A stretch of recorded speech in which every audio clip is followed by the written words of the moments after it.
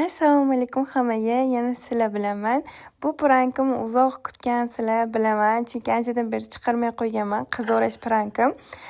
Dugonam bilan yigitlarimiz akkauntiga kirib oldik. U ham yigitning akkauntida, men ham yigitim akkauntida. Padbordan juda ham ko'p qidirdik. Oxiri o'zi kelib qoldi. bilan birga Kirganda o'zi boshlab Durizolning u yoq deganda darrov zapis yoqdi. Marjona bilan birga bir qo'yib bering deb boshladi-yu. Marjoningizni ikkada qilaman. Tepan durizani oling. Любой shartingiz ko'naman yutqazsam. Durizga tashlab qo'ying deyman. Sen marjonani tartib qo'yaman. Hali karnayu mani itarib qo'yarmish. Xo'p, mani itish oson emas.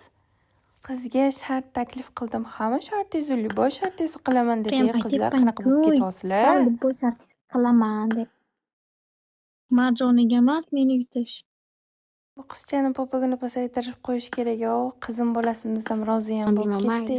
Duriz olishim uchun. Kerak bo'lsa sizga ham emas, menga.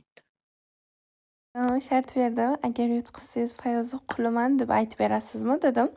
Beraman. Farqi yo'q dedi. Durizani oling. Quliz bo'laman demay, YouTube'ga ham qo'yasiz, mayli.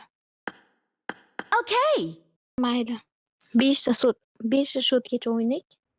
O'zi bu qiz yo'lida to'g'ri yura olmas ekan, yana men yutarmish. 5 shotgacha o'ynadik, yutqizib qo'ydi.